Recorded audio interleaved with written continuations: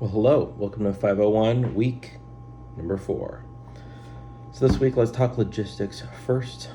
This is on the Canvas week 4 page, but just to make sure it's super clear, this is week 4. After week 4, we have Easter break, and then after Easter break is week 5. So when we talk about assignments, I'll just jump right ahead to kind of looking ahead. This week in week 4 is preparing for the Google Certified Educator Level 1 test. That's due at the end of week 5. So we have all of this week 4, then Easter break, then week 5 for the Level 1 exam. That's most of the week, is going through that. The Google Education dashboard has a fair amount of content in there. So definitely set some time aside to go through all of that, particularly if there's things that you don't use all day, every day. If you're always in Google Drive or always in Google Classroom, you can probably breeze through those pretty quickly. But if there's features that you're not using, like in Google Classroom, those are the ones you can get hung up on. And if there's other things like Google Keep that you just don't use, that's not part of your life, that's you really want to focus on and make sure you're aware of those things, because there's often a feature where you're just like, I don't even know what that means. I don't even know if that is an option for Google Keep or whatever it may be. So try and use that. Take the things you know all the time, fly through those, keep those fresh in your head, and then it's really spending time on the tools that you don't know. There's been a fair amount of addition to Google Gemini, I believe, on the level 2 certification. I don't know if that also hits level 1 or not, but pay attention to that, because those are things that are specific to Google Gemini. Which brings us to, I just did that with, why did I do that clicky thing? I don't know. I see that sometimes in subtitles when we're watching TV shows. Maybe that's how it got stuck in my head. I don't know. I apologize for that. This week, your assignment is the case study number 2, called Designing with Gemini. Now, there's a lot of different platforms. In the last week, Anthropic's Claude has gotten the most press around people I know that are on the cutting edge of AI integration in education. They've all pivoted to Claude Code and Claude Cowork. It'd be worth reading up a little bit on those if neither of those sound familiar at all. So Claude is definitely a bucket you want to be aware of. ChatGPT and OpenAI, and Codex is another bucket. And then this course, Google Gemini. With all of these, you can continue to use all the free versions of this. Definitely don't spend any money with Gemini for this project unless you love it and want to spend money on it. But the idea is to be specific with Gemini. You're welcome to go across different LLMs if you find it helpful. But it's really using Gemini to find a prototype. So I'm looking at the case description. You've been invited to participate in a district-wide initiative focused on future-ready classrooms. So your goal is to find a current challenge, student engagement, feedback loops, accessibility, differentiation, planning time, whatever else jumps out, and propose a solution that thoughtfully incorporates AI. So with this, you could build your own kind of whatever. I will give you a bit of guidance on this about how far to swing, as a baseball analogy. Are you swinging for the moon? Are you swinging the fences? Are you trying to get a single? I have found, and by the way, I just had my 3rd iOS app release this week. Super, super excited. It's called Just One Album. The idea is that it plays just one album. The idea of remember those, depending on how old you are, playing records or popping a CD into your Discman, and you would listen to just that album. It wasn't let me make my own CD mixtape. I guess you would burn CDs for friends, but the power of an album is, I think, powerful. Somebody's job is to figure out how much space goes between songs. Bands spend a lot of time figuring out the order of songs and how that moves. Sometimes there's music theory where one is a perfect fourth above the next track, and so it's like a 5 of 1, if that makes any sense musically. If not, just ignore me. Anyway, there's a lot of thought. So the idea is like, let's honor that, let's simplify, let's add constraints, and have an app that gives you just one album at a time. You push play and it plays the album, and then you can have your shelf and add another album to the shelf, and that's it. So through these different apps that I've like legit distributed, which is like a new thing for me. Like, I've never thought of myself as an app developer until recently. And it's been because of Codex, which is OpenAI's coding agent, that you basically direct it at a folder called a directory, and you tell it what you want it to do, and it writes that code. It fixes that bug. It adds that feature. Sometimes it's great, sometimes it breaks, but I've realized that, and this is the tip for you, I promise I'm bringing this back in, the things I thought would be very, very, very hard often were very simple, and it was actually the simpler things that ended up taking the most time and broke my spirit. So if we look at this one example, the idea of like building a shelf where you would add an album and it shows the albums in order, that part was super fast. The search bar was at the very bottom and would say like search albums. In one command, it went to just like in the bottom corner, there's a little like spotlight icon, and when you tap on it, animates, says search album, and then if you tap off of it, it animates back down to the corner. It's just a small like search icon. That was in one pass. That was like super simple for Codex to actually write. The part that was actually trickiest in this whole workflow was having the next track in the album play. So if we're on track 1, having the app understand what track 2 is, that part was the tricky part. That part took not as long as everything else put together, but like that was a significant part of it. And it almost sounds backwards, right? Because it's not intuitive to us. You're like, the whole point is to play the album. If you can find the album, it has the album. But when you play the album, all you're doing is like, here's the album, play, and it plays track 1. So it's actually what you need to do, and like, I'm not going to explain this too much, but like, you basically need track 2 to know, oh, this is also the album, and track 2 comes after track 1. Track 3 is also the same album, and as soon as track 2 is over, play track 3. Like, that part was the hard part. The animating, like the spotlight to search albums, I thought that would be like really hard. One shot, perfect. And so like the point of that example is to not necessarily warn you, but really like give you permission to think big with this. And if you're looking at like a web tool where like you type something into a spreadsheet and it auto returns a thing, like a lot of that can happen. If you're listening to this and going, yeah, dude, like I'm gonna build like a legit thing. One thing I just finished this week for work, and I promise this is not a litany of like cool stuff Bill has built, but it's a traffic tracking app, because our school has significant limitations and significant fines, like $200 per car for the first infraction per car that goes over our limit. So we are heavily incentivized to not go over our car count.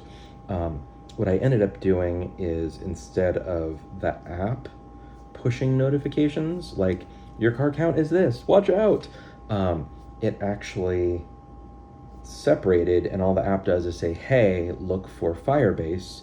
And I didn't know about this till ChatGPT taught me about it. This is a Google tool. Firebase is cloud-based push notifications. And so I had a script that was running on my computer that of course I didn't write, but that I explained what I wanted. ChatGPT wrote it and showed me how to run it on my Mac Mini in my office. And then we figured out how to wire the app to look to Firebase, and that program that was on my computer now lives on AWS, the Amazon servers, and it's a Lambda function, and that actually runs the code, which is in the cloud and always there, and then every 5 minutes it does do I need to notify, and if you need to notify, then it pushes to Firebase, and then Firebase pushes to whatever devices have the app. And when you install the app, you say, hey, Firebase, I'm an app, and I get notifications, right? Like, again, like, that is all not simple, but like, I didn't write any of that code. I had the idea of it, and actually had ChatGPT, like, being the product manager, the PM. I was like, what do you, like, here's what I want to do. How do we solve this? And then, like, months later, I was like, this only works when it's active, like the app is active. And I was like, oh, you need to switch from like Apple notifications to Firebase. It's like, cool. I didn't know Google had cloud-based notifications. Yes, they do, right? So it's like slowly adding layers to it, or like rings around a tree. So things like that, like it because it's under 10,000 notifications per month, is totally free, which kind of breaks my brain. So like, you for sure don't have to do this level of complexity. In fact, I encourage you not to.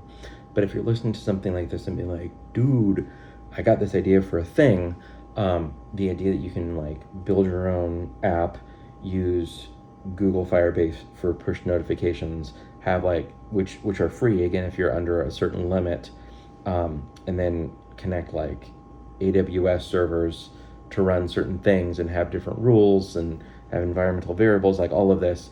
And all of this is actually fed off of a Google Sheet. We have another Lambda function hosted on AWS that pulls data from sensors in the ground that you drive over when you leave our school. And those sensors in the ground actually get grabbed through an open API, and then that gets written into a Google Sheet, and that Google Sheet goes to the app. Like, you can see, like, all of this gets very complex very quickly, and yet the writing stuff to a Google Sheet, like, that part was easy.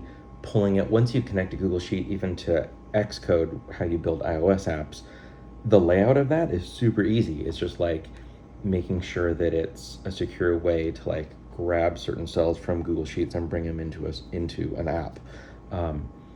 So all along those ways, like, there's things that feel simple that are often really complex, and there are things that feel impossible that are very, very easy. That is the take home. So as you think about this big thing, if you can think of like, gosh, the thing that takes so much time is that, like, see if you can solve that thing, and figure out like, what's the simplest version of that? Is it me with like an ugly like Google Sheet interface? Is it some sort of shareable something? You right, like, start with a Google Sheet and you're like, oh, I want to build an app like Bill. Like, sure, but like, can you submit something by the end of this week that is Google Sheets and ugly but works? And then you can take that and like build out a whole like beautiful app. And by the way, last side note with kind of app development, because that's not the point of this course at all, but it's also one of those things of like, 3 years ago, you really needed to like either be a professional in this space or spend tens of thousands of dollars to hire a professional in this space. And I'm at the point now where like, I'm a tech director. I was teaching second grade before this. I now have like 3 actually like legit public iOS apps. Our school has 2 other private ones, and you can make them private. So my last suggestion for you, if you're like, dude, this sounds cool, is that when you want to make it private, there's 2 ways of doing that. If you want to share with friends or colleagues, you need a developer account, and education has ways of getting free accounts. You can't make money that way, but if your point is just to create a cool thing and share it with cool people, you get an Apple developer account. And by the way, I only know how to do this on iOS. I'm Apple ecosystem all the way. Then you download Xcode, which is free macOS application. You can have ChatGPT and Codex write for you. Claude Code can write the code for you. And then when you're done, there's 2 ways to get it. You just plug your phone into your computer, put your phone in developer mode, and then all you have to do is like select your phone, click build, and then the app that was just code on your computer is now on your phone. All right, but like, your phone has to be in developer mode, it has to be physically plugged in. If you build it and archive it, it goes to App Store Connect, and from there, you never have to publish it, You can keep it in test flight and invite friends or colleagues into test flight and give them a beta app. That's what we do like for our traffic app, because it has private traffic data that we do not want our neighbors to be able to see. Although they do actually get reports that goes to the town of Los Gatos, and once a month there's a spreadsheet they can download that actually gets it to them. But we don't want to give them like, this is an internal tool for us. So I have about 10 colleagues that signed up in test flight, and then when I have a new version of the app, I upload that to App Store Connect. I select in test flight version 1.1, send it, and then all the people that I work with are able to get that. So it's kind of a, test flight is like a private mini app store, sort of, or just you can build your own app. Like I have one just for my own podcasts. I hit record and I talk, and when I click go, it adds my intro song, crossfades it to my new recording, adds my outro song, and it has a button to upload it to my website. I'm the only human that has that. It doesn't live in App Store Connect. It certainly doesn't live in the App Store. That'd be weird. That would be fun. Have random people just record to my podcast. I wonder what that would look like. I'm going to not do that.